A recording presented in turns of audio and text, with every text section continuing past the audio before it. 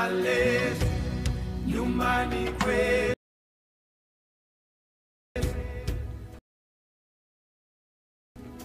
Tumepewa na Mungu fahari yetu, hazina yetu.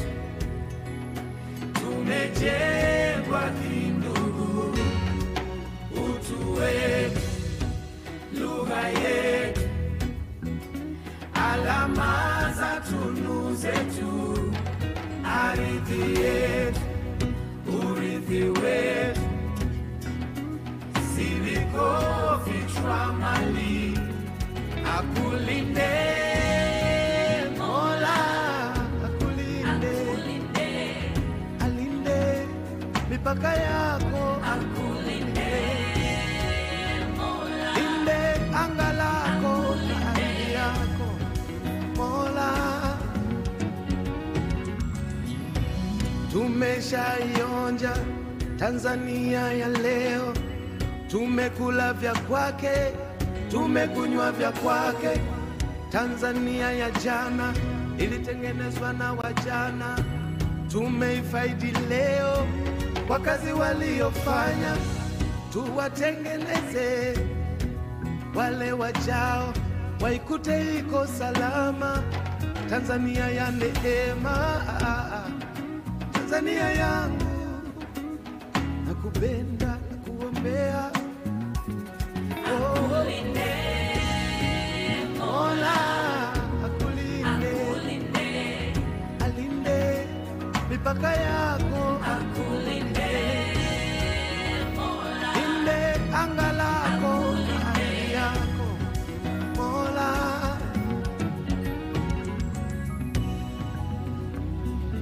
Nachoipa fahari nchi yetu, sio pekee milima, mbuga na wanyama, bali mioyo inayoona fahari ya kuitwa Mtanzania mzalendo. Inachoipa ukubwa nchi yetu, si mipaka pekee wala wingi wa watu, ile ni moyo wa kukubali kufa, wa kupigania maslahi yake. Mola, akulinde Tanzania yangu, akulinde Mola, Mola akulinde, alinde watoto wako wote, Mola, Mola akutunze, yeah, yeah, yeah, yeah.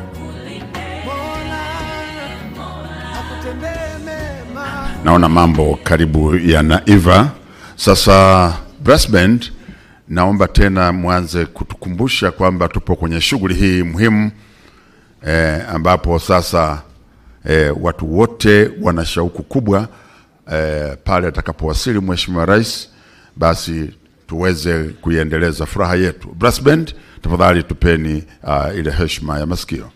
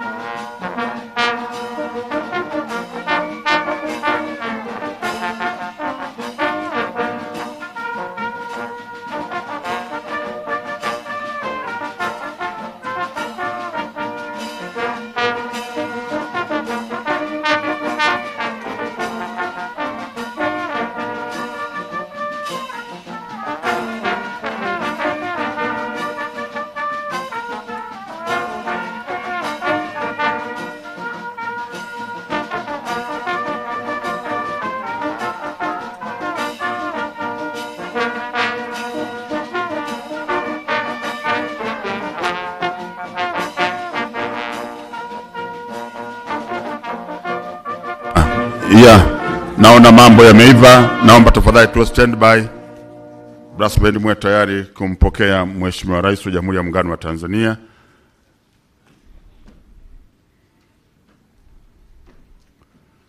Mpe signal hapo.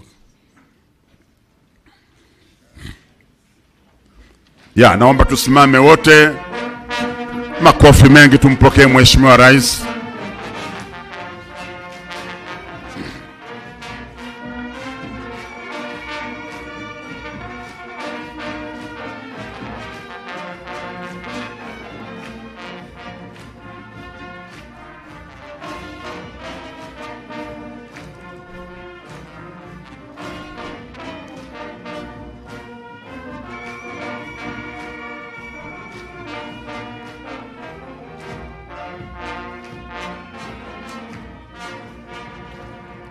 Naomba tuendelee kusimama tafadhali. Mheshimiwa Rais wa Jamhuri ya Muungano wa Tanzania, kwa heshima kubwa ya tukio hili la kihistoria kwetu wa Tanzania, naomba uturuhusu tuianze ratiba yetu kwa kuimba wimbo wa taifa na ule wa Afrika Mashariki. Brass band.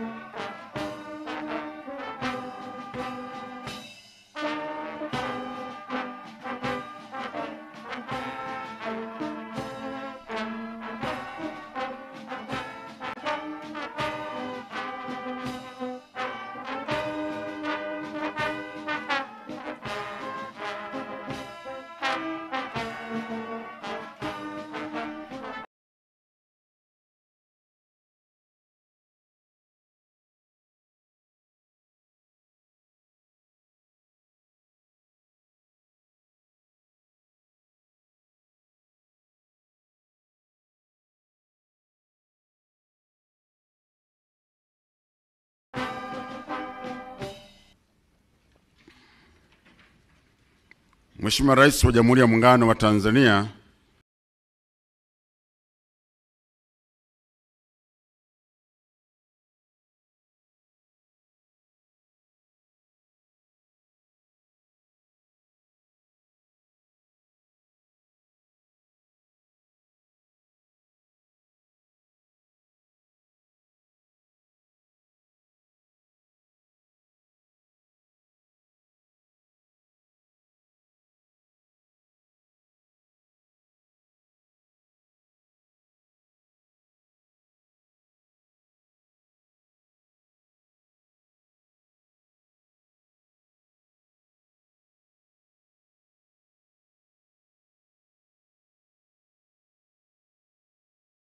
Leo tumekutana kwa tukio kubwa la waweze kutoa sala na dua, na nianze na Sheikh Mustafa Rajab Shaban, Sheikh wetu wa mkoa.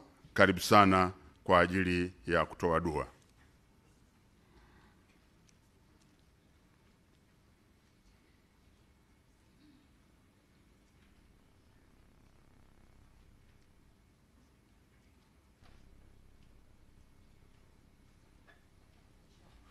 بسم الله الرحمن الرحيم.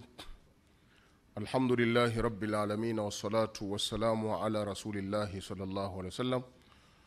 Mwenyezi Mungu Mola wa haki, muumba mbingu na ardhi, sisi waja wako kwa unyenyekevu mkubwa, asubuhi ya leo tumekutanika mahala hapa katika kikao hiki muhimu kwa ajili ya maendeleo ya taifa letu la Jamhuri ya Muungano wa Tanzania. Mwenyezi Mungu Mola wa haki, tunakuomba kheri, tunakuomba baraka mwanzo wa tukio hili mpaka mwisho. Ibariki nchi yetu ya Jamhuri ya Muungano wa Tanzania. Mbariki Mheshimiwa Rais wetu wa Jamhuri ya Muungano wa Tanzania, mama yetu Dr. Samia Suluhu Hassan. Aendelee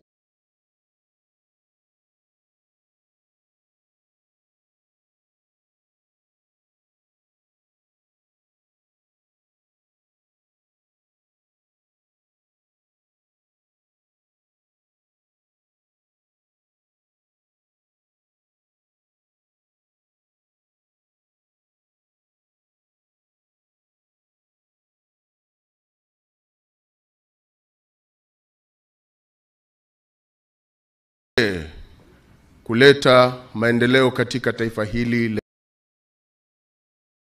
Jamhuri ya Muungano wa Tanzania. Wabariki viongozi wote, waandamizi na watendaji wote wa shughuli ya serikali yetu hii adhim. Allahumma inna da'awnaka kama amartana. Mwenyezi Mungu, hakika sisi tunakuomba kama ulivyotuamuru tukuombe, na wewe utatujibu. Fastajib du'aana kama wa'tana. Tukubalie na utuitikie maombi yetu, na yote tutakayoyafanya leo kama ulivyotuahidi. Mwenyezi Mungu, innaka la tukhlifu al-mi'ad.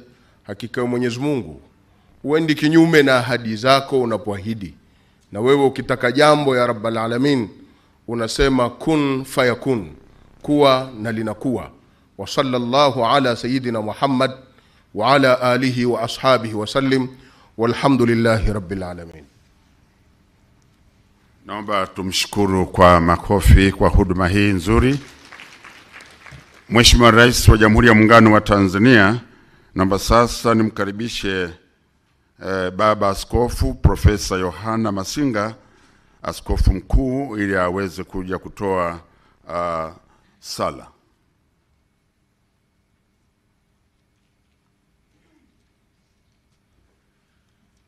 Tuombe.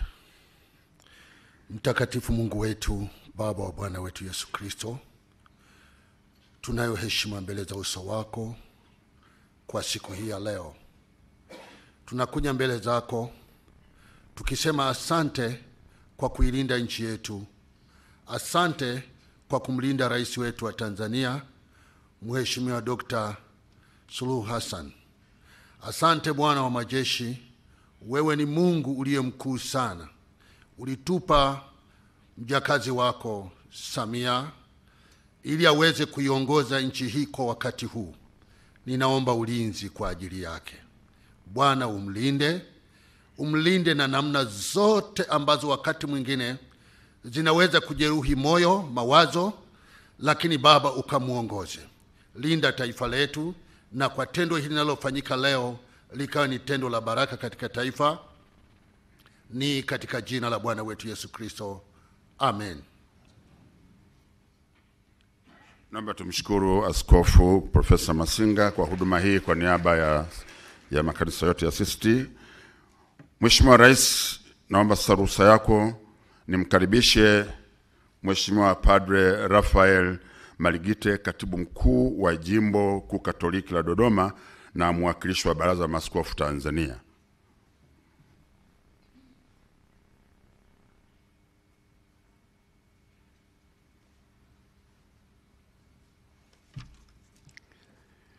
Kwa Kwa jina la Baba na la Mwana na Roho Mtakatifu, tuombe.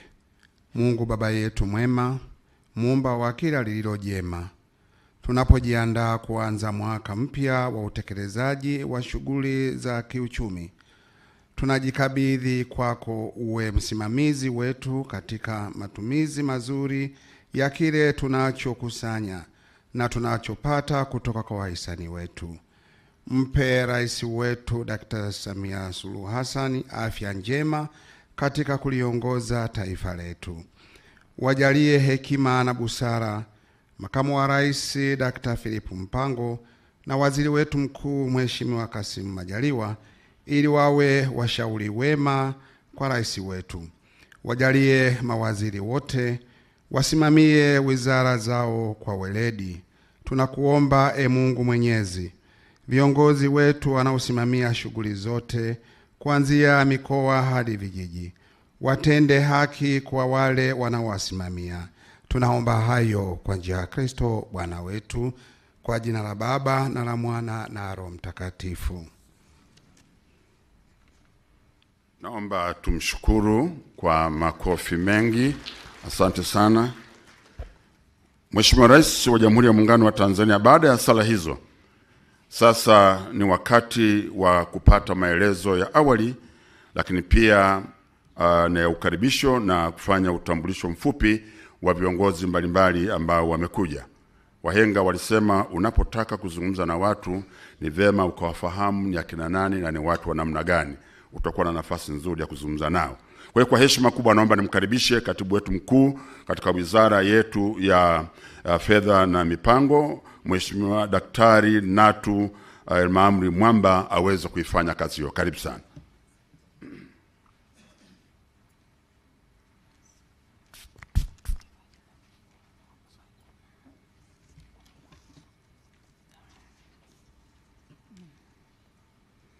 Your Excellency Dr. Samia Suluhu Hassan, the President of the United Republic of Tanzania, before I continue with my welcoming remarks, allow me to introduce the guests who have joined us on this important occasion.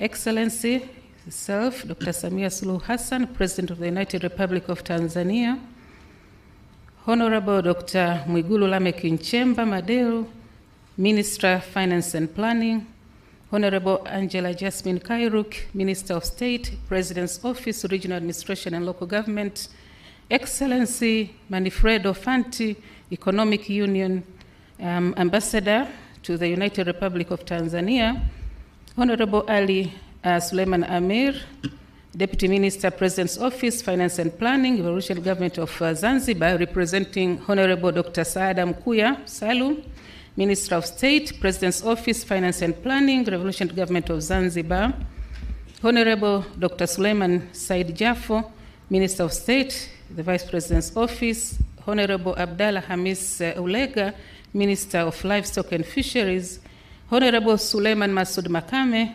Minister, Blue Economy and Fisheries, Revolutionary Government of Zanzibar, Honorable Mary Masanja, Deputy Minister, Natural Resources and Tourism, representing Honorable Mohamed Mchengerwa, Minister, Natural Resources and Tourism. Honorable Fatma Rajab, Deputy Permanent Secretary, Ministry of Foreign Affairs and East African Cooperation, representing Honorable Dr. Stegomena Lawrence Tax, Minister, Foreign Affairs and East African Cooperation, Excellency Cedric Merel, EU Head of Cooperation to the United Republic of Tanzania, Honorable Rosemary Senyamule, Regional Commissioner, Dodoma, Permanent Secretaries present from URT and RGZ, Deputy Permanent Secretaries present from URT, RGZ, Dodoma Regional Defense and Security Committee, heads of diplomatic missions and international organizations, Mr. Emmanuel Tutuba, Governor Bank of Tanzania, head of public institutions presence, religious leaders, government officials from ministries, independent departments and agencies, regional secretariats, and local government authorities from the United Republic of Tanzania and Revolution Government of Zanzibar, private sector, and civil society representative. Na wasalimu kwa jina la Jamhuri ya Muungano wa Tanzania. At this important occasion, I extend my heartfelt gratitude to Dr. Samia Suluhu Hassan, the President of the United Republic of Tanzania, for cordially accepting our invitation and joining us here today. Your Excellency, Madam President, first of all, I'd like to welcome you to this signing ceremony for 3 financing agreements under the new framework of cooperation between the European Union and the United Republic of Tanzania for a period of 7 years from 2021 to 2027. Your Excellency, Madam President, the new 7-year cooperation framework between Tanzania and the European Union began in June 2020 with the participation of sectoral ministries, government departments and agencies, non-government organizations, the European Union, and member state countries of the European Union, where 3 priority areas were agreed. The agreed priority areas were green deals, human capital, and employment, and good governance. Your Excellency, Madam President, you will recall that during your visit to Belgium in February 2022, you met Honorable Ursula von der Leyen, the President of the European Union, and you were informed that the European Commission has contributed grants allocation to Tanzania to the tune of euro 703 million, which equals to 1.781 trillion in a period of 7 years. These funds have been directed to various projects in the country as per the priority areas of the new framework between Tanzania and the European Union. That is the Multi-Annual Indicative Program, MIP, for Tanzania. And this is for the period from 2021 to 2027, which is divided into 2 phases. The first phase has a total amount of euro 426 million, which equals to 1.07 trillion Tanzanian shillings, which is equivalent to 60%, and was planned to be committed for 4 years before the midterm review. The remaining amount, which is euro 277 million, equivalent to Tanzanian shillings 701.42 billion, will be committed after the midterm review.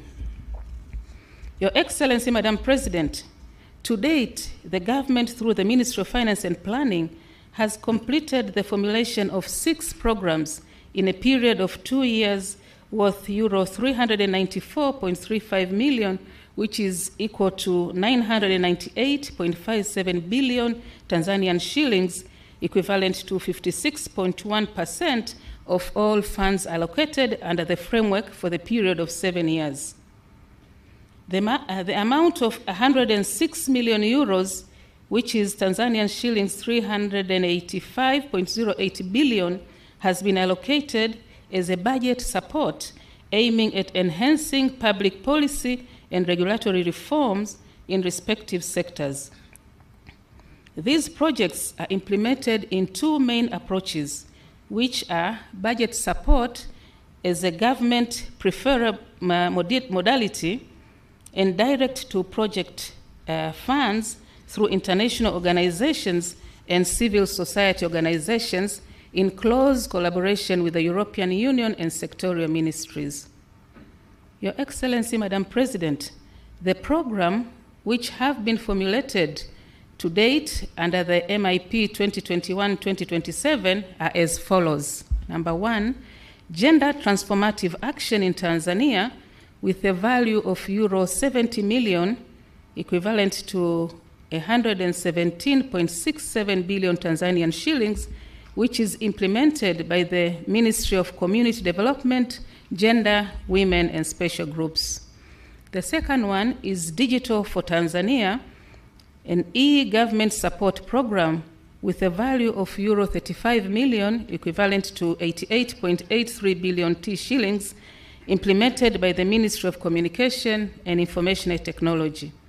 The third one is Green and Smart Cities program with a value of euro 75 million, which is equivalent to 190.36 billion, implemented by the President's Office, Regional Administration and Local Government, TAMISEMI.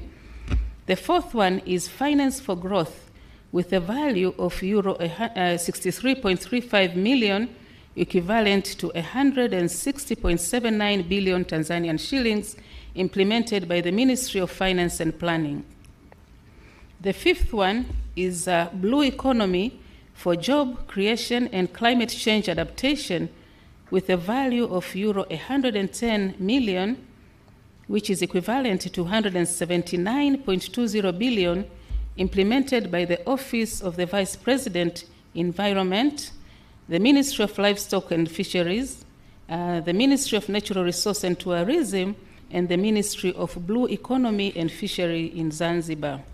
And the sixth one is Cooperation Facility, which is worth 6 million euros, equivalent to 15.23 billion Tanzanian shillings, implemented jointly by the Ministry of Finance and the European Union delegation in the United Republic of Tanzania. Your Excellency, Madam President, in terms of disbursement of the Budget Support Fund, as I speak, the government has received a total of euro 21 million, equivalent to 53.1 million, equivalent to 53.30 billion Tanzanian shillings under the financial year 2021-2022. Also, for the financial year 2022-2023, the government has received euro 32.48 million, equivalent to 82.44 billion Tanzanian shillings. Furthermore, under the outgoing cooperation framework, the 11th European Development Fund, National Indicative Program 2014 to 2020, formerly known as the 11th EDF NIP, the government of Tanzania has received a total of euro 13.628 million, which is equivalent to 34.59 billion, and specifically targeted for improvement of rural roads in the Southern Highland regions, implemented by the Tanzanian Rural and Urban Road Agency, TARURA. Therefore, Madam President, this makes a total of euro 46.11, equivalent to 117.036 billion, received under the financial year 2022-23, of which will be announced today. Your Excellency, Madam President, another modality of implementation of aforementioned projects is direct to project funds through international organizations from EU member states and UN organization, also referred as complementary measures. Projects signed in 2019-2021-22 financial year are Gender Transformative Action, Green and Smart Cities, and Digital for Tanzania. European Union is in the final stages of signing contribution agreements on the implementation of projects through this modality. It is worth to mention few EU member states, international agencies such as French Development Agency, AFD, Belgium Development Agency, ENABEL, and Germany Development Cooperation, GIZ, which are expected to implement projects in the country. Some of the projects that will be implemented by these organizations include preparation of bankable projects in the city of Mwanza, Nyamagana, and Ilemela, and Tanga. The preliminary feasibility study has identified some possible bankable projects to be carried out in near future under blending finance. These include Tanga City Council, of which there is upgrading and rehabilitation of Mgandini Market, upgrading Kasera fish landing sites, and improvement of Mlango wa Chuma Market.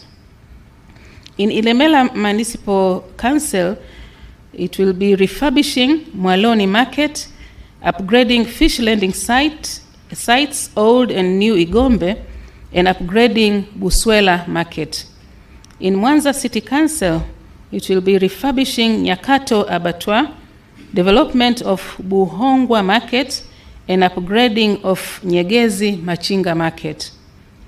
In addition, these projects will also focus on several interventions on improving government service delivery and private institutions through using information technological study visits, strategizing on reduction of non-revenue water through reduction of water losses and access to finance. Your Excellency, Madam President, I would also like to inform you on the Zanzibar participation in the formulation of these projects. Among the interventions dedicated to Zanzibar under green and smart cities are construction of basic social infrastructure on Pemba Island with the amount of 5 million euros, equivalent to T-shillings 12.66 billion. Currently, the procurement process is ongoing to select an NGO that will implement the project. Further, the complementary support and agenda program is also focused on the following.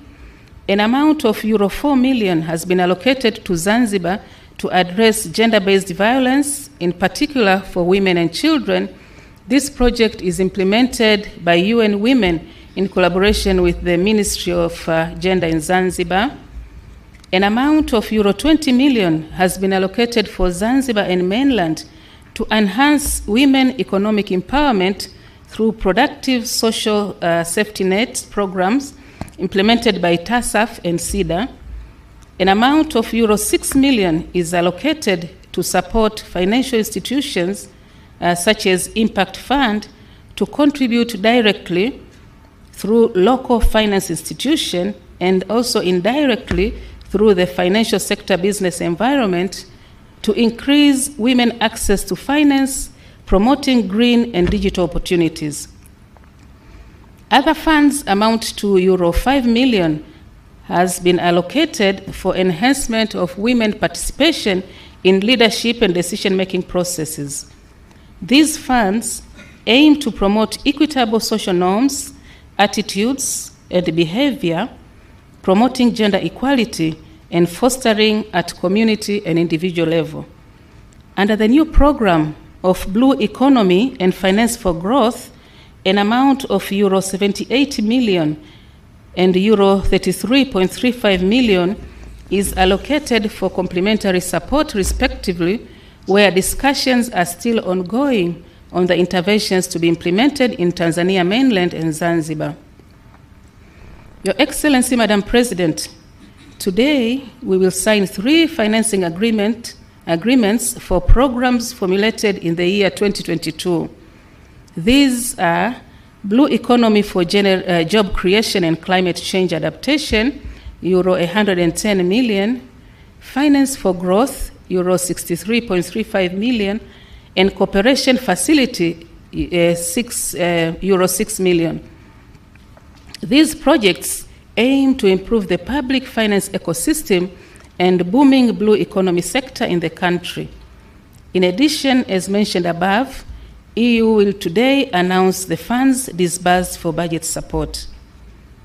Your Excellency, Madam President, let me conclude by assuring you that the government will continue to work closely with the European Union to strengthen our historical and long-term cooperation ties. The strengthening of our cooperation with the European Union will continue stimulating development in various economic sectors and social services and provide employment and business opportunity for all parties. In addition, the government of the United Republic of Tanzania commits all measures to ensure successful implementation of the respective programs to achieve the intended benefits to the public. Madam President, I thank you for all your attention. Thank you very much.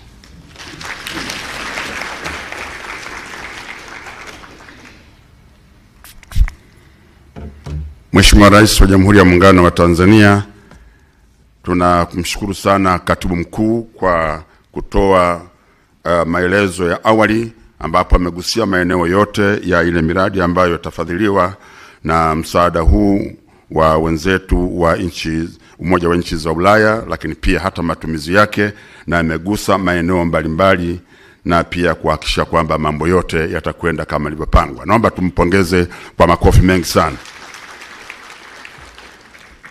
Mheshimiwa mgeni rasmi, naomba sasa kwa heshima kubwa nimwalike kiongozi wetu wa ujumbe huu wa nchi za Umoja wa Nchi za Ulaya, Mheshimiwa Balozi Manfredo Fanti, aje atoe maelezo. Your Excellency, may I now welcome His Excellency Ambassador Manfredo Fanti to come forward and deliver his remarks on behalf of the delegation. Manfredo Fanti, benvenuti tutti. Karibu sana. Karibu sana, hicho ni Kitaliano. Asante sana. This is very nice.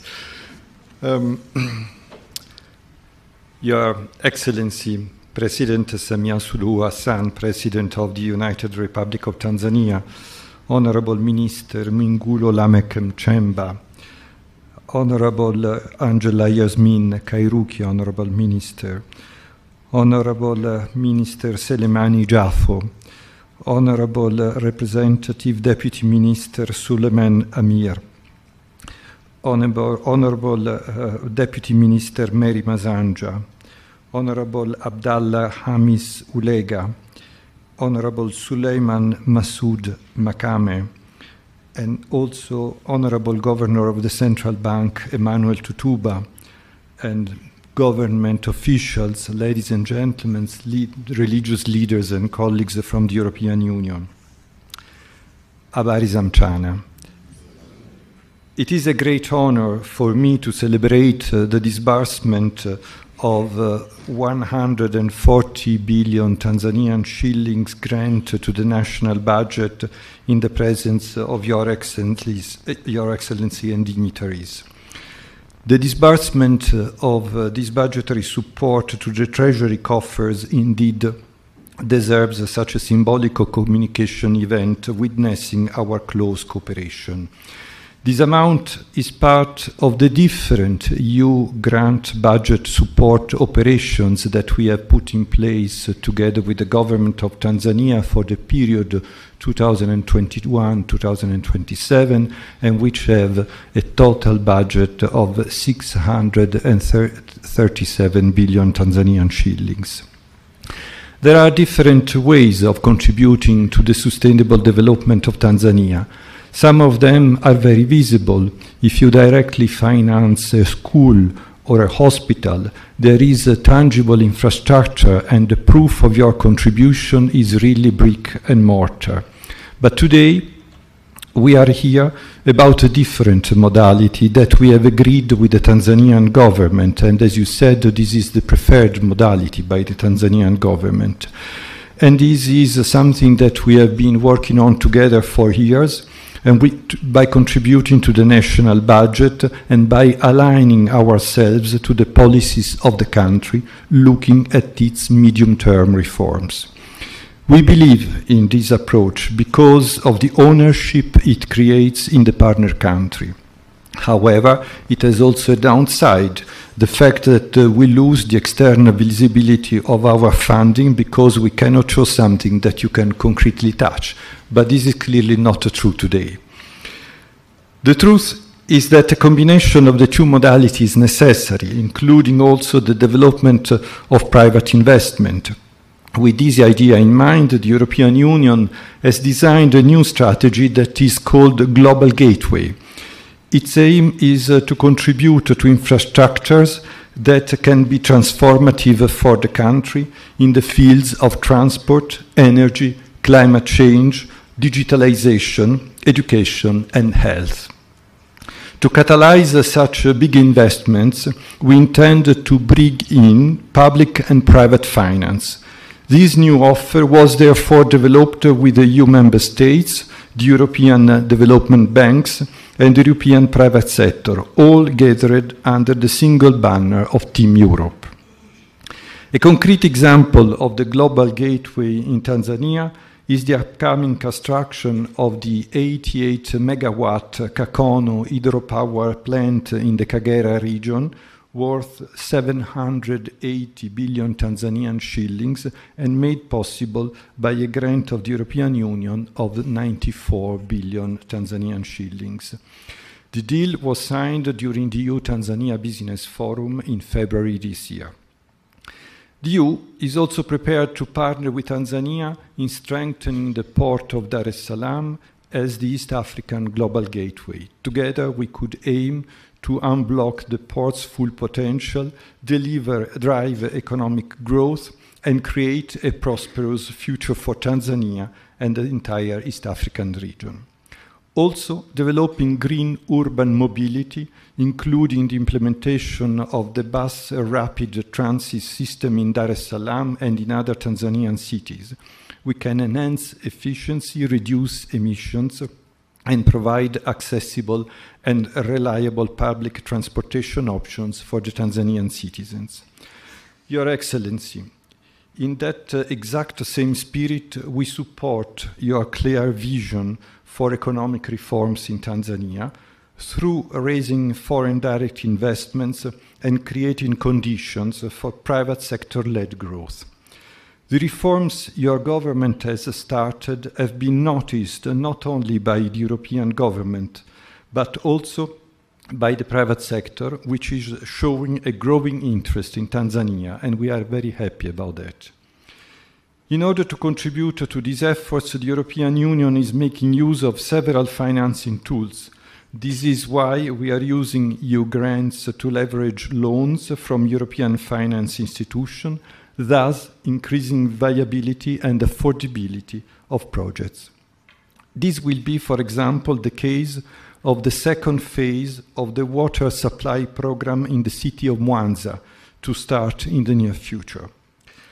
We also provide financial guarantees to de-risk projects or line of credit with the same ambition of boosting investment.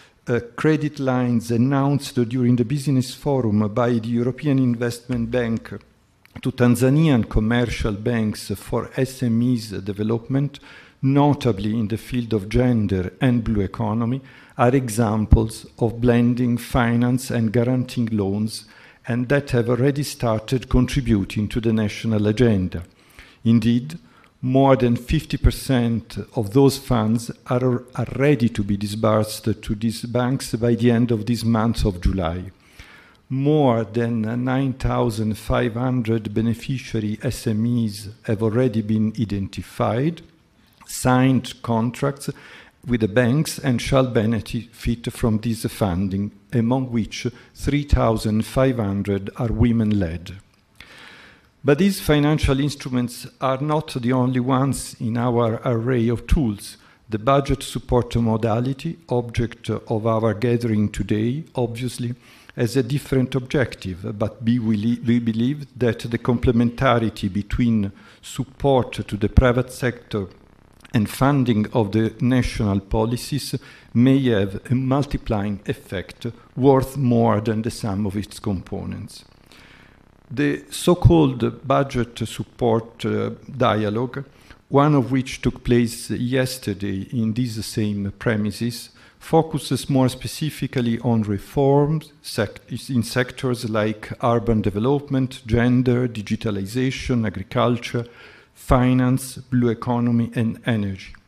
These are indeed many, and in the future we might agree to focus on the most strategic ones to increase further delivery and impact. We hope that the EU grant contribution to Tanzania ambition can act as catalyzers in areas with the potential to bring in innovative growth opportunities. Given that such contributions are predictable because we commit over a period of 4 to 5 years, they may also help in planning of the country's development and favor adequate and additional allocations within the national budget.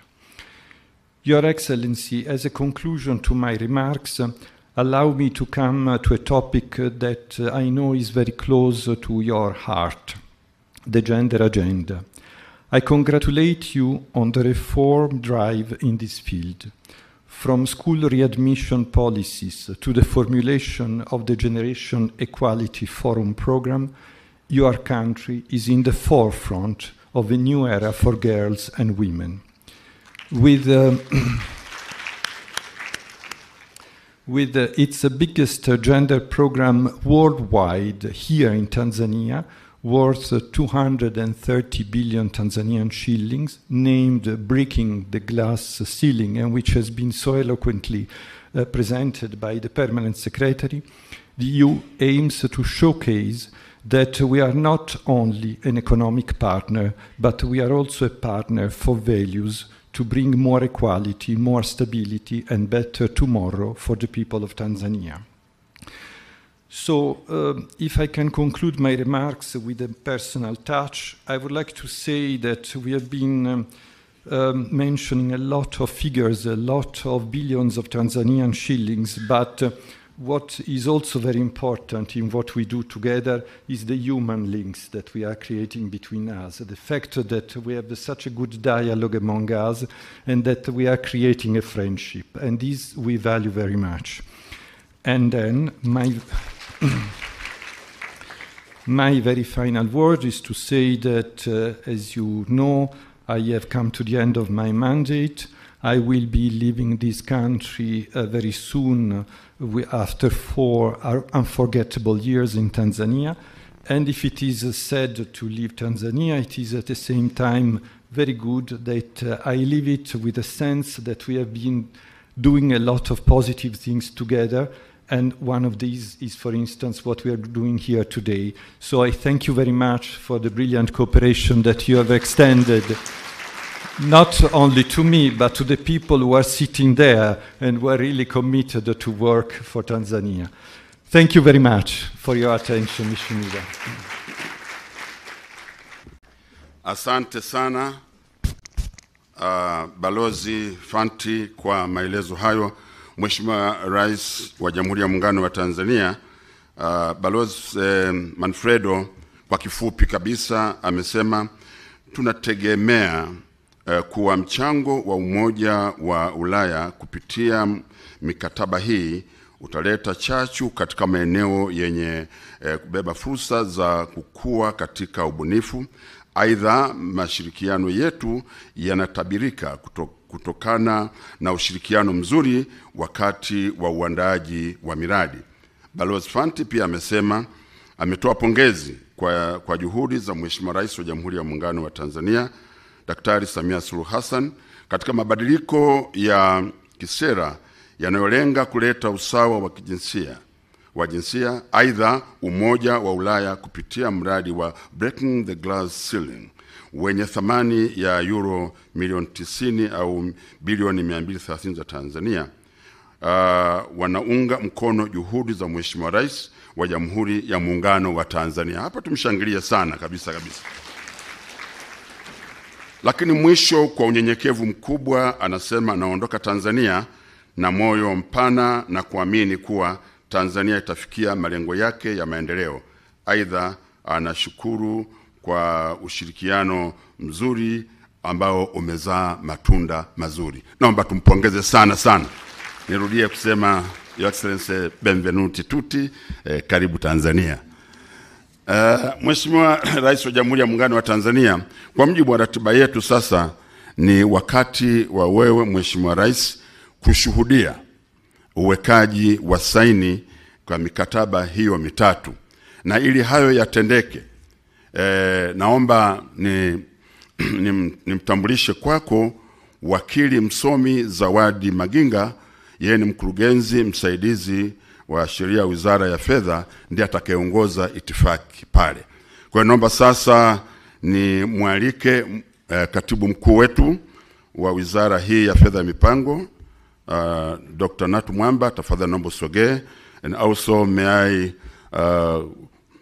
invite His Excellency Ambassador Manfredo Fanti to join the Permanent Secretary in signing the 3 contracts. And each contract will be signed separately. You will exchange the contracts and you'll show to His Excellency, the President, and show the public, and that will be the order for the 3 projects. Mradi wa kwanza ambao wanaweka saini ni uchumi wa blue, ambao una thamani ya euro 110 au shilingi 279.20 bilioni za Kitanzania. Sasa utasaidia katika kuleta mabadiliko ya tabia nchi katika pwani zetu za Tanzania bara na kule Zanzibar. Kwa hiyo wanaweka saini, na tuwe tunawaombea taratibu, kwa sababu mambo haya ni mazito na mazuri. Wanabadilishana kwa utulivu mkubwa, halafu watamuonyesha Mheshimiwa Rais wa Jamhuri ya Muungano wa Tanzania kwamba kweli tulichoahidi tumekitenda. Naam, wanasimama sasa. Wanamuonyesha Mheshimiwa Rais, makofi mengi sana.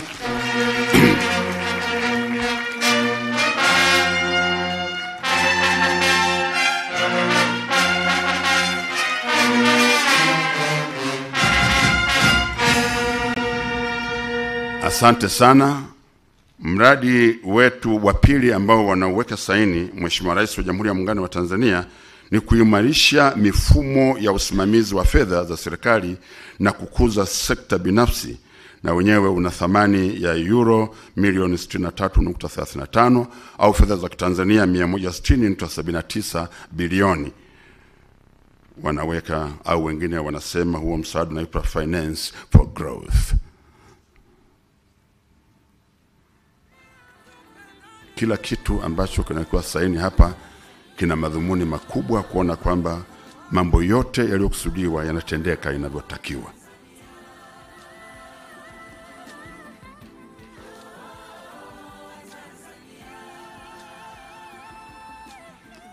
Naam, wamemaliza. Wanamwonyesha Mheshimiwa Rais tena. Naomba tuwapigie makofi mengi kabisa.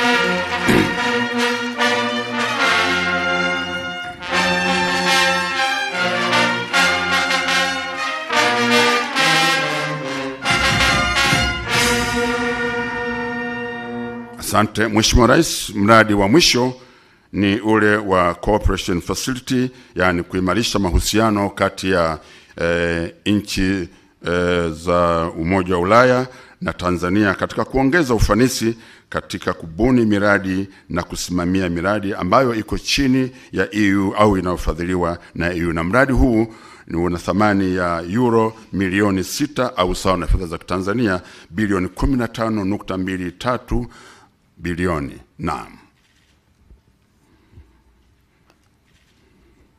Kila kitu kimewekwa kimkakati.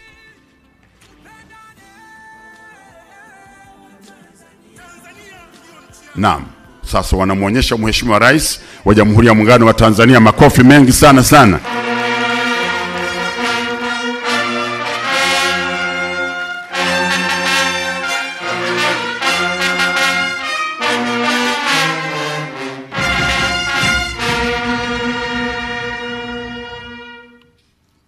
Naam, baada ya kazi hii nzuri, naomba tena tuwapongeze kwa makofi mengi kabisa kabisa. Maana kama Mheshimiwa Rais anapiga makofi, maana yake mambo yamefika mahali pake.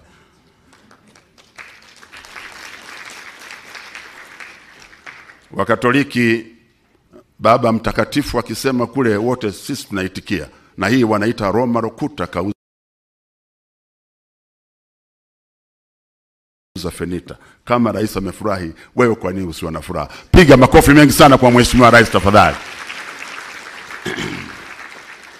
Mheshimiwa Rais wa Jamhuri ya Muungano wa Tanzania na mgeni wetu rasmi kwenye shughuli hii, hatua inayofuata sasa ni kutangaza ule msaada wa kibajeti, na hivyo basi naomba tena uniruhusu nimwalike Mheshimiwa Balozi Manfredo aje hapa mbele aweze kutoa maelezo ya hii mpango huu mzima wa tangazo nataka kulitoa hapa.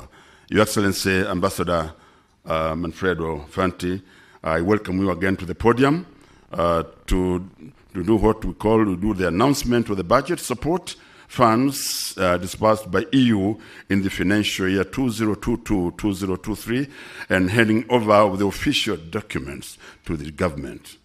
Karibu sana. Naomba tumpigie tena makofi mengi na bila kufanya kazi hiyo.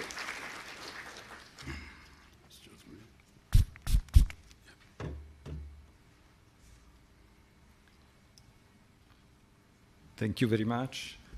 Well, I'm very happy to announce that in the framework of our cooperation programs between the month of June and July, we have disbursed an amount corresponding to 140 billion Tanzanian shillings.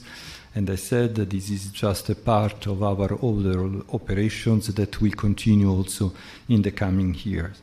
So this is something that we are proud of because it is a result of a deep dialogue on policies with the government, and I thank you all very much for that. Thank you very much.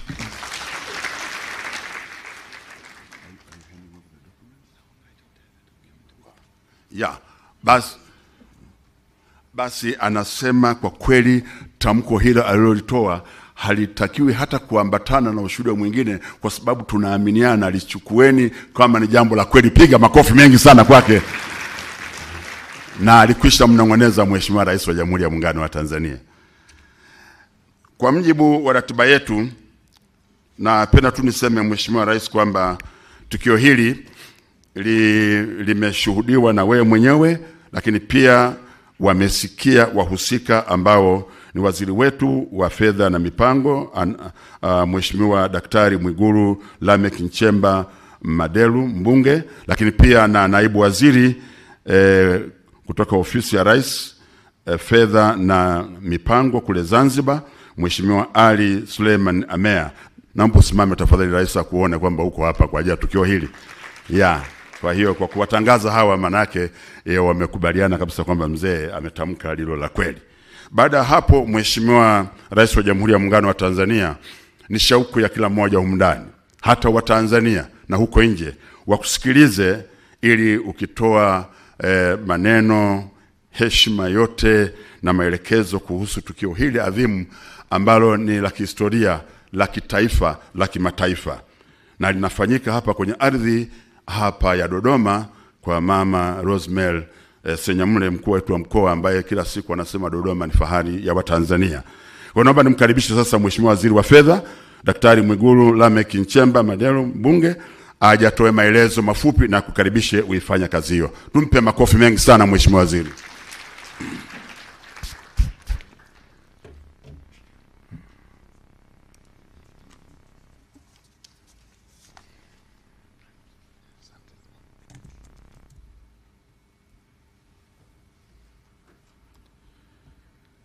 Your Excellency, Dr. Samia Suluhu Hassan, President of the United Republic of Tanzania, Your Excellency, 𝒓𝒊𝒈𝒉𝒕, EU Ambassador to the United Republic of Tanzania, my comrades, ministers and deputy ministers here present, both from the mainland and the Zanzibar, I recognize you all, permanent secretaries here present, Governor of the Bank of Tanzania, Madam Regional Commissioner, and all government officials here present, Excellencies, heads of diplomatic mission and international organizations, representatives from the private sector and the civil societies, my beloved religious leaders, my comrades from security organs, members of press, ladies and gentlemen, na wasalimu kwa jina la Jamhuri ya Muungano wa Tanzania. At this important occasion, may I extend my sincere gratitude to you, Madam President, for accepting our invitation and joining us here today. I would like to take this opportunity to thank you in a special way for your tireless efforts to make it possible for our country to work with development partners in the development process. Madam President, you have unlocked a lot of negotiations and pending discussions which were hopelessly stuck for quite a while. And surely, you have become a cornerstone in rebuilding a healthy relationship with our development partners, and we can attest to that for we whom we are from the Ministry of Finance. Your Excellency, Madam President, Tanzania and European Union have fostered an exceptional bilateral relationship over 48 years. Throughout the years, our ties have flourished, and the EU has remained a close and steady partner to Tanzania. Under your presidency and leadership on the Sixth Faith Government, we have witnessed remarkable achievements including Tanzania and the EU that have signed a new cooperation framework for multi-annual indicative program for Tanzania covering a period of 2021-2027. This framework signifies our commitment to collaboration and development with EU, with a resource envelope of 703 million euros, equivalent to 1.9 trillion.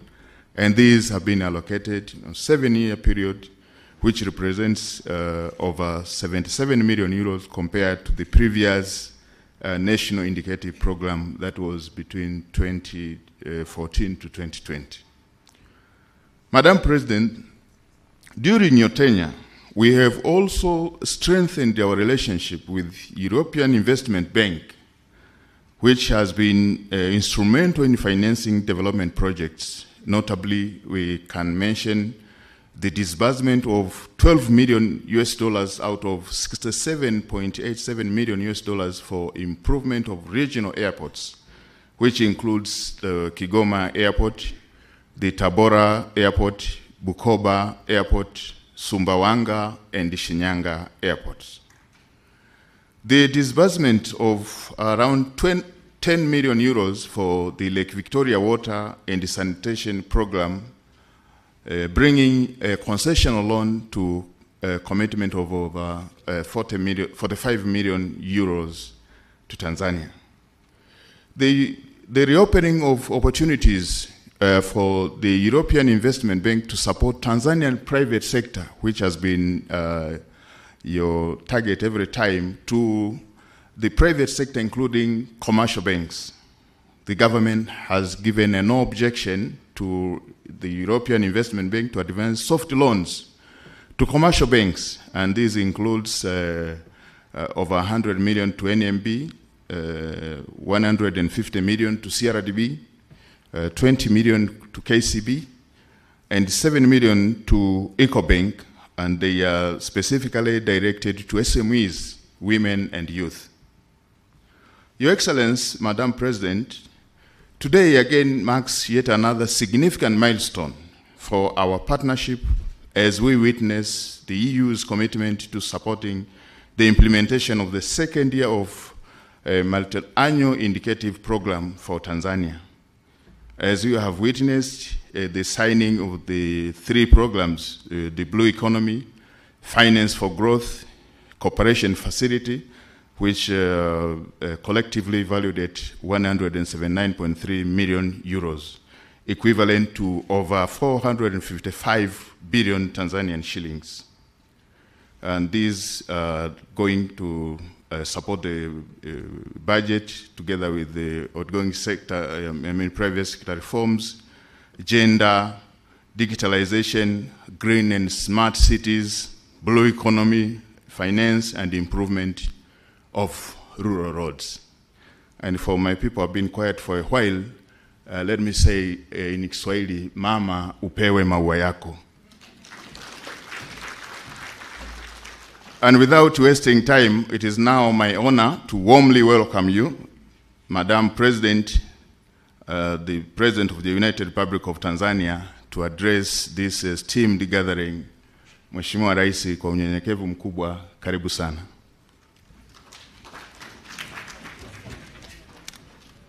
Naomba wote tusimame tafadhali, tumpigie makofi Mheshimiwa Rais, tumpe maua yake kama alivyosema Mheshimiwa Waziri.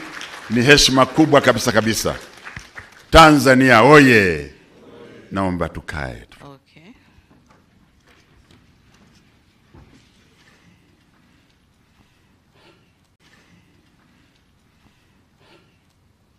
Dr. Mwigulu Lameck Nchemba, Minister for Finance and Planning, honorable ministers and deputy ministers from both Tanzania, mainland and Zanzibar with us here, permanent secretaries and deputy permanent secretaries, Your Excellency 𝒓𝒊𝒈𝒉𝒕, European Union Ambassador to the United Republic of Tanzania, Excellencies ambassadors from the European Union member states, Your Excellency Cedric Merrell, EU Head of Cooperation to the United Republic of Tanzania, Governor of the Central Bank of Tanzania, Madam Rose Senyamule, Dodoma Regional Commissioner. I've seen some district commissioners here with us from the Dodoma region. Thank you for coming.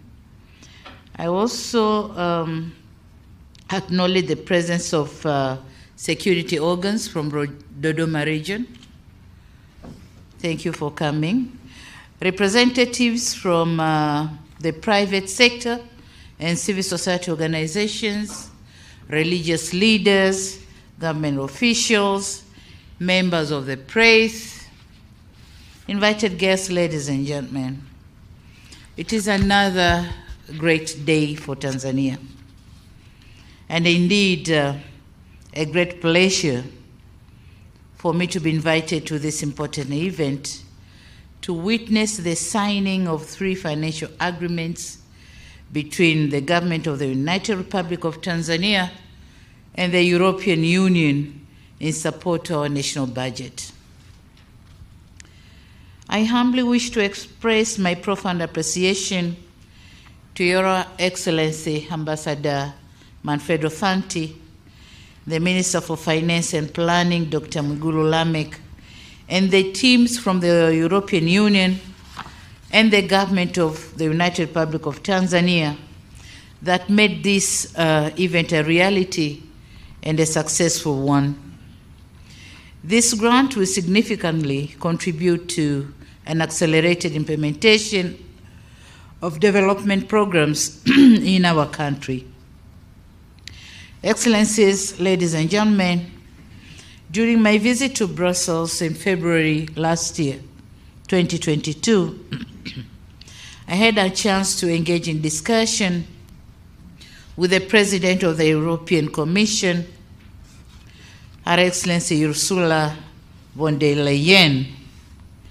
I'm delighted that one of the outcomes of that visit was the formulation of programs which have triggered this second disbursement of 46.11 million euro, following the first disbursement of 21 million euro dished out in June last year.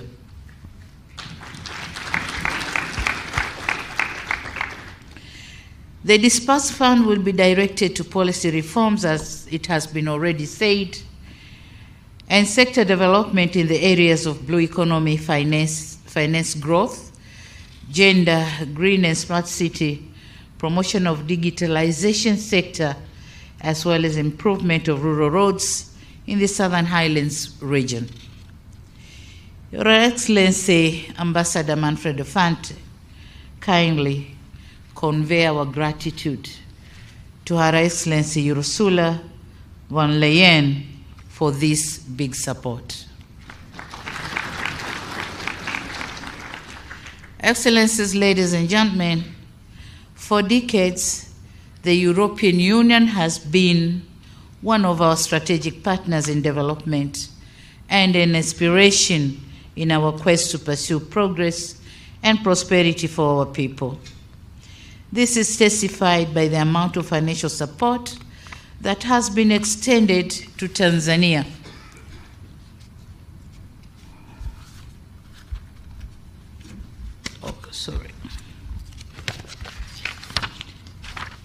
That has been extended to Tanzania since the signing of the first partnership agreement between the European Union and African, Caribbean, and Pacific states in 1975.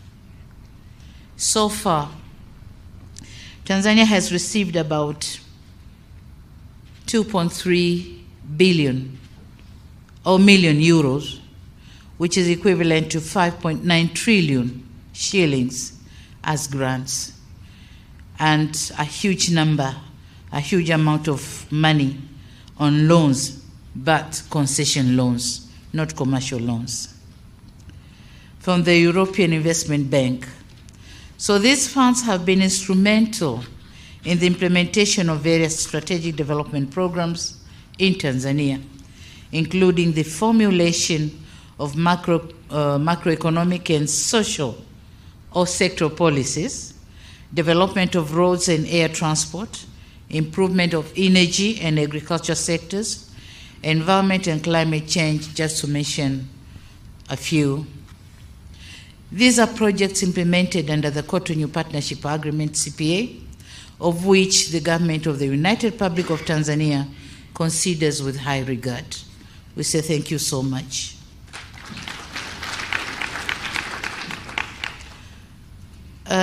Ladies and gentlemen, we recently have witnessed the signing of 3 programs under EU Tanzania Annual Action Plan 2022.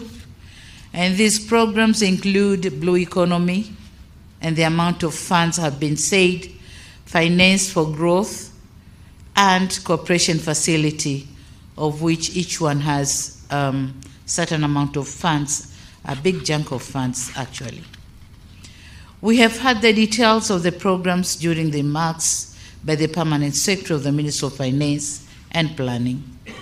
I wish to take this opportunity to commend the commitment made by the EU as our key development partner to these programs, and efforts made by both government experts and EU delegation that have culminated the signing of these agreements. The disbursement made as a grant to the government coffers is fully aligned with the strategic sectoral and Tanzanian development plans, particularly the National 5-Year Development Plan 3, Tanzania Development Vision 2025, and the Zanzibar Development Vision 2050.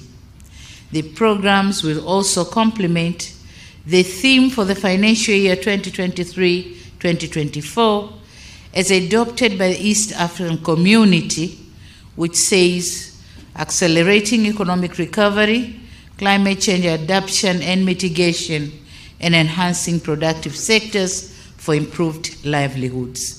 So exactly the amount of money dispersed to Tanzanian government is going to accelerate those things and going in line with the East African Community theme for this financial year.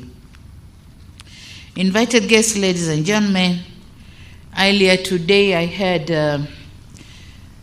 a chance to meet His Excellency Ambassador Manfredo Fanti, who is about to end his tour of duty as a head of EU delegation to Tanzania. We very much appreciate his outstanding leadership. He really did a good job. During his tenure, great strides have been made towards promotion, strengthening, and deepening relations and cooperation between the United Republic of Tanzania and the European Union. It is also gratifying to note that during his tenure, the amount of trade between Tanzania and EU has nearly doubled from $1.3 billion in 2019 to $2.1 billion in 2022, accounting for about 10% of the total trade in 2022. It is also worth mentioning that the improved cooperation has witnessed an increase in number of tourists from the European Union from 362,393 in 2019 to 449,200 in 2022. And this accounts about 31% of the total visitors in 2022.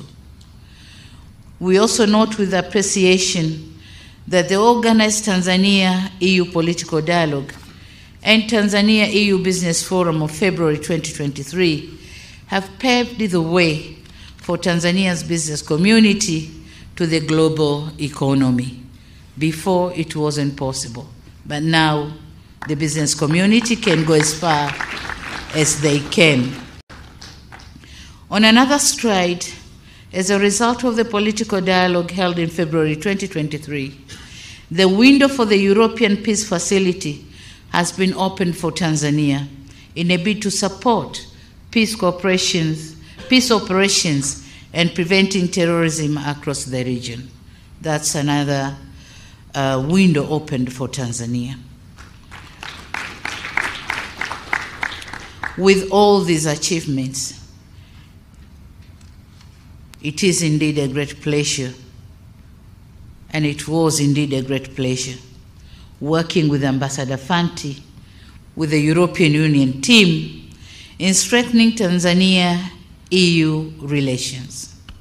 We wish Ambassador Fanti the best of luck in his future endeavors, and please continue to be a good ambassador of Tanzania.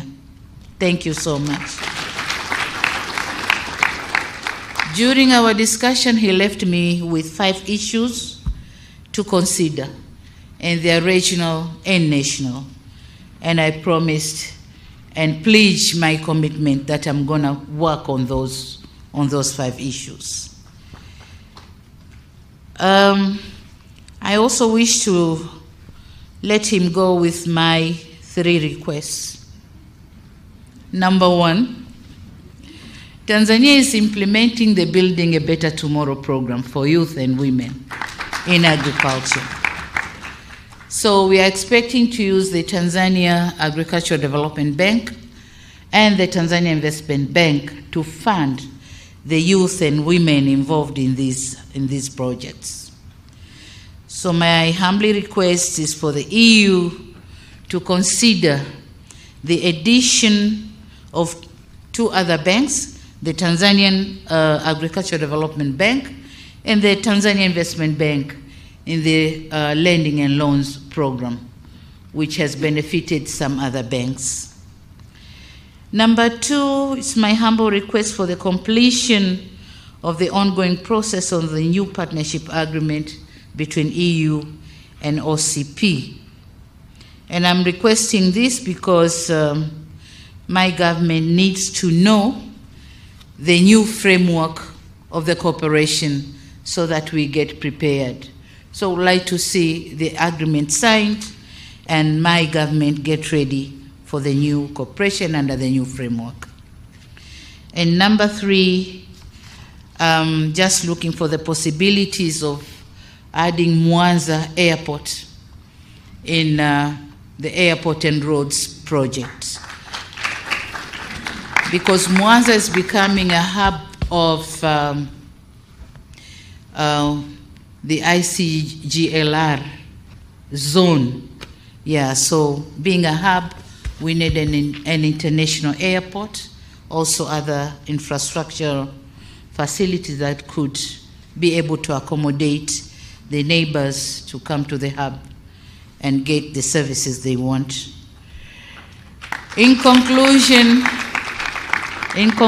ladies and gentlemen, I want to reaffirm the commitment of the government of the United Republic of Tanzania to continue working closely with the AU for the mutual benefits. And finally, I wish to reassure that the funded programs shall be implemented with diligence and effectiveness. Thank you so much. Thank you very much for this offer. Thank you. Yeah. Jamani, naomba wote tusimame, tumpe makofi mengi sana Mheshimiwa Rais kwa jinsi ambavyo ameelezea furaha yake katika shughuli hii ya leo, lakini jinsi alivyozungumza na watu wa EU mpaka yote yakaweza kufanikiwa. Tumpe tena makofi mengi sana sana.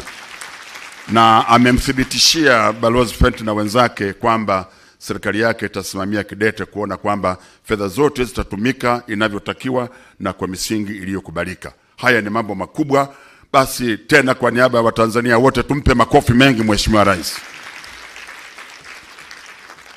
Mheshimiwa Rais wa Jamhuri ya Muungano wa Tanzania, tunafahamu muda wako si mwingi, lakini kwa tukio hili tunaomba tupate picha chache za kumbukumbu kama ifuatavyo, na niwaombe hapa nyuma kidogo tuwe na nafasi ili tuweze kukamilisha. Picha ya kwanza ni waheshimiwa mawaziri na manaibu waziri wote. Picha yetu ya kwanza hiyo. Makatibu wakuu na manaibu wao wajiandae.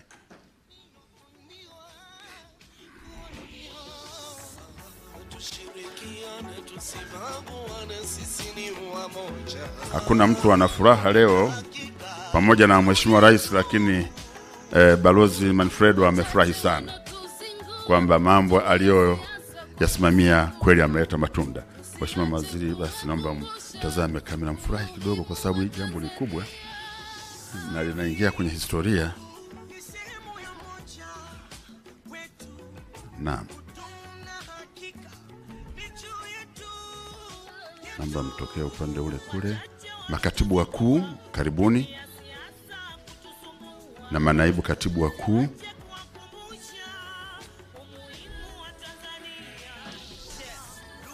Sasa gavana wa benki naomba tu join hapa, manake hamna ujanja hapa.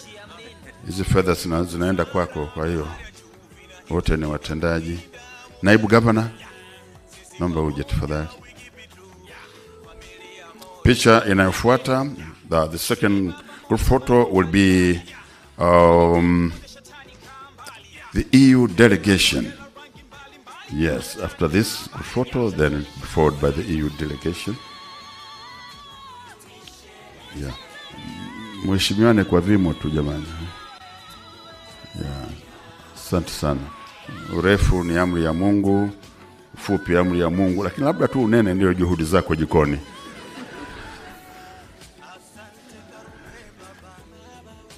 Asante, naomba mtokee kushoto kwangu huku kwangu. Naam. Now the EU delegation.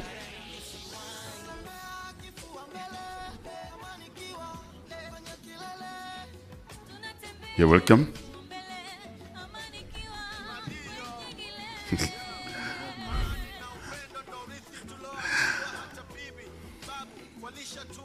Yeah, please. Make sure all distinguished ladies are flanked. Yes. Joe? That's very good. Now this is the EU delegation. Picha inayofuata ni viongozi wa dini. Naomba mjiandae mje hapa tafadhali.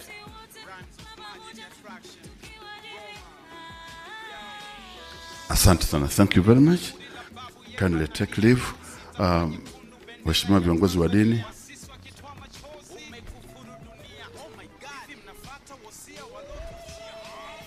Viongozi wa dini wanatusaidia sana kwenye magumu wapo, kwenye mazuri wapo. Hii ndio inavyotakiwa namna hii.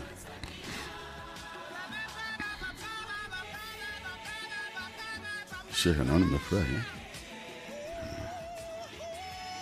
Picha inayofuata ni wakuu wa taasisi za umma na wale viongozi wa civil societies.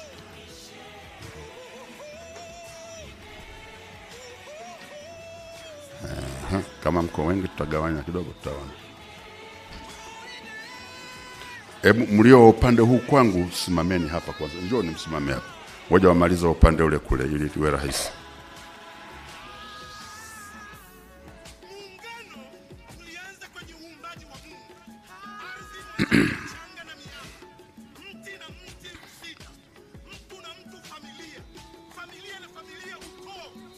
Naomba sogea kidogo hapa Masu. Yeah. Sasa naomba mfurahi kuwa mashirika mambo mazuri, halafu picha inaonekana mmekasirika, itu sio vizuri. Mko serious kweli. Hii ndio ninavyotakiwa namna hii. Yes. Asante, naomba mtokee kule kulia. Please, naomba becha pili. Karibuni. Mheshimiwa Rais, nilifuatwa hapa na watu wa civil societies Sisi nikamwambia mmo tu, kwa sababu haya mambo yote yanatuhusu wote. Naomba msogee kule mbele kadu. Naona hapa kwa Mheshimiwa Rais watu hawataki kuondoka.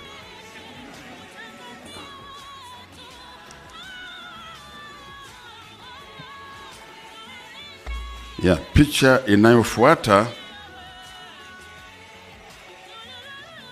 Asante, naomba tutokee kwangu huku.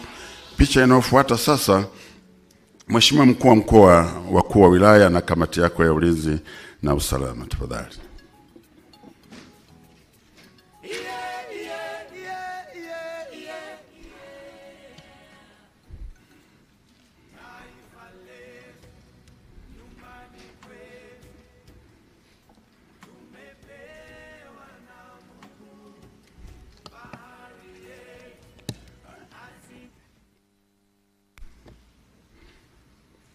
Naomba tufanye haraka kidogo. Ona Remedius disiwa Kongwa na wangetamani wawe katikati kidogo, lakini ndio mkuu wa mkoa yuko hapa.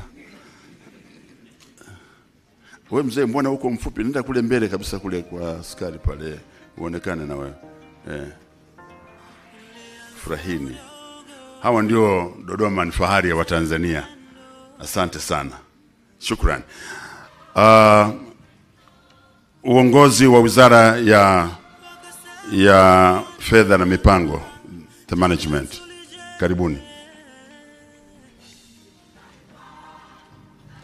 Hii naona ndio itakuwa picha ya mwisho kama sitaelekezwa vinginevyo.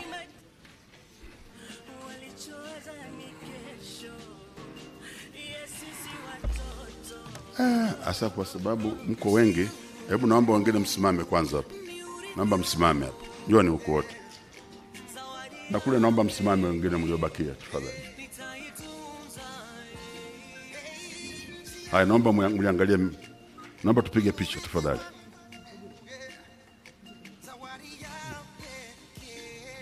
Asante.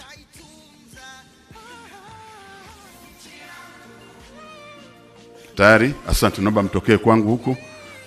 Na wengine kule, naomba na nyie mje hapa tafadhali.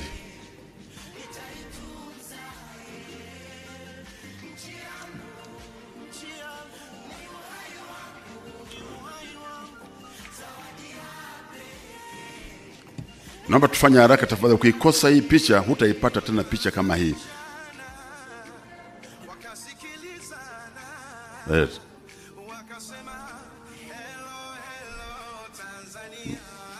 Wakipesi.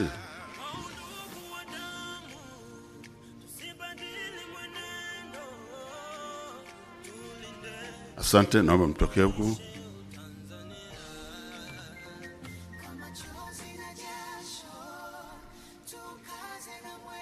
Wakipesi. Yeah. Hii inaonekana ni maalum. Hata watu wenyewe ni maalum. Kamati ya maandalizi, picha ya mwisho kabisa. Kamati ya maandalizi wote njoni hapa tafadhali. Hiyo ndio picha ya mwisho, sitarudia tena hapa hapa.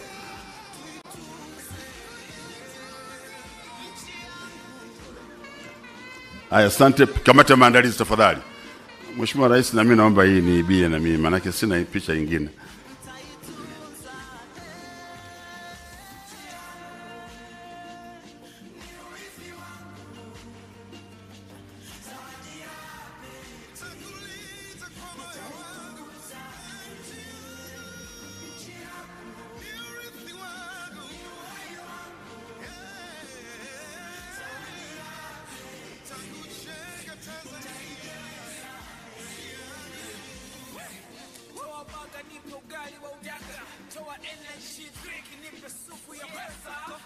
Na Mheshimiwa Rais wa Jamhuri ya Muungano wa Tanzania, hii ndio picha ya mwisho na kwa kweli sasa niseme tumefikia tamati ya shughuli yetu. Kwa heshima kubwa naomba tusimame tuweze kumwaga Mheshimiwa Rais kwa furaha kubwa, na brass band tuongeze katika tukio hili. Makofi mengi kabisa kwa Mheshimiwa Rais anapoondoka nje ya ukumbi huu. Asante sana Mheshimiwa Waziri Mwigulu Nchemba, Katibu Mkuu na wote. Hakika jambo limekuwa ni zuri sana sana.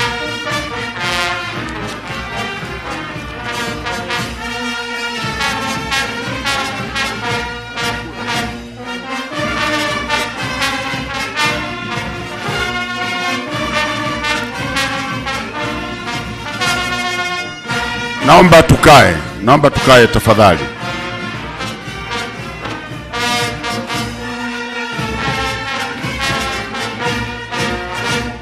Basi niseme asanteni sana kwa ushirikiano wenu, na hapa tumefikia tamati. Kwa hiyo